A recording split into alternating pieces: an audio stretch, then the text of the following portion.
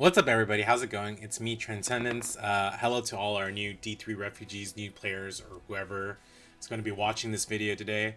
I just wanted to share 5 small and quick tips that will help enhance your gameplay and make PoE a much smoother experience for you. So let's get right into it.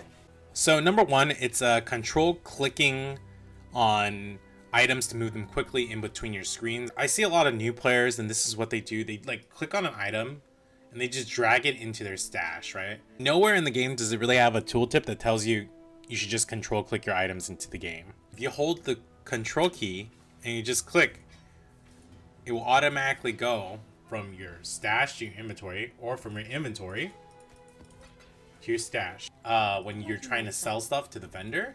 So all you do is just go like that, control click, and there you go. You have your items going right into the window. Okay, number 2 is shift clicking to split currency. So sometimes, when you're buying an item, someone might ask for like 3 chaos orbs, right? And when you get to the chaos orb stack, though, it's actually stacks of 10 that come out.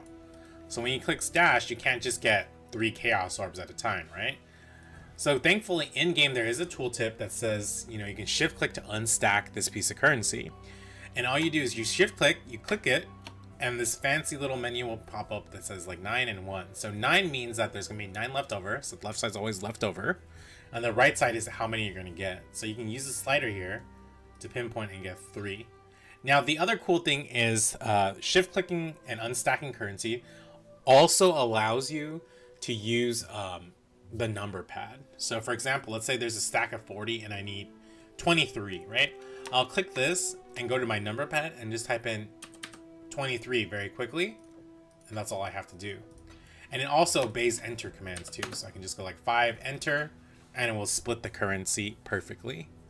Number 3, this is right clicking on a gem to cancel the gem level notification, and it's particularly useful to not level your gems in certain circumstances. For example, things like trigger gems. It says it can only support gems that require level 38 or lower. So in this instance, I have an Immortal Call, which requires level 38 and 88 strength. So I meet all those requirements, and it's also level 3. It's max experience at that level, so it's not leveling anymore. You can right click after a gem levels up to disable the gem level notification. Let's say you're leveling a gem. It says that you can't level this anymore. Like let's say you're too under leveled to level it, or you don't have enough intelligence to level it. Some people find this annoying and they just right click to get rid of it. After right clicking, of course, like I said before, you can always find it in your inventory slot. So once you get the requirements or you want to level this gem, all you have to do is click to level it. That's it. So number 4 is using the number pad to zoom in or zoom out of your map. And it's also how to change your map UI. So the top right, you can see there's the corner map, but when you press tab, it will bring up the mini map.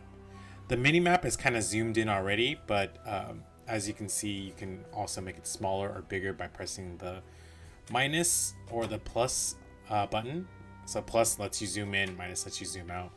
Now you might not think that this is a very big deal, so I'm going to demonstrate with the map. Okay, so I just finished clearing the map just now, so you can see the whole mini map a lot easier. With the mini map zoomed out, you can see all the different walls, you can see the sides all over here, so I feel like it's a lot better when it's zoomed out.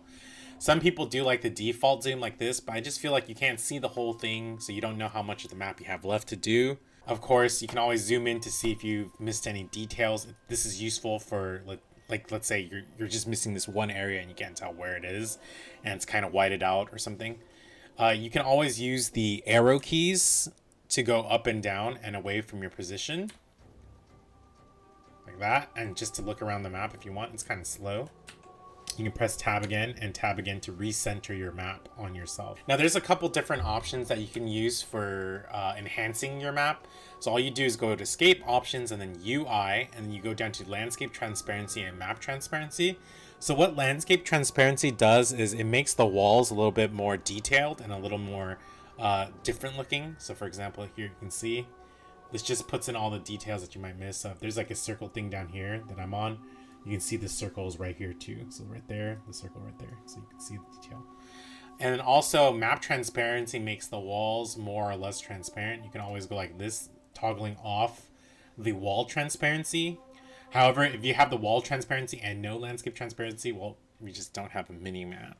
So a lot of people, they like to have like max wall transparency, but don't have landscape transparency on. It's really a personal preference thing. I kind of like this too, so you can see a little bit more detail in the maps. It's a little bit more cluttered though, so if you're relying on the map, on the mini map to navigate your map, then it's a little bit better maybe to have like less clutter on here, which goes like this, so you can see a little bit easier. Number 5, it's pressing space to close any window. All you have to do is press space and it closes. Or if you have anything else like this, like your microtransaction tabs open and you want to get rid of them, press space and it's all over.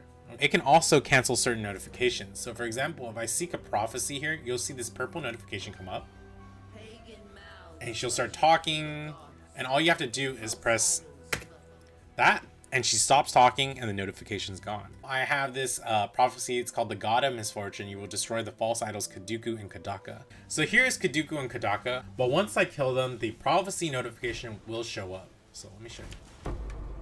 So you see this is prophecy complete, and she's starting to talk. All I have to do is press space and it's gone. Thanks for watching, and if you liked my content, feel free to like this video, favorite it, and subscribe for more new updates. I'll be doing some more advanced PoE videos very soon, like ways to make currency in the game, advanced vendor recipes, and a lot more. If you just leave a comment below, you can tell me what I can improve on, or maybe let me know what kind of videos you think I should make. Just to let you guys know, I also stream on Twitch. You can find me live most days on twitch.tv/transcendence. I put a link in the description below so you can check me out there as well. Thanks again and have a great day.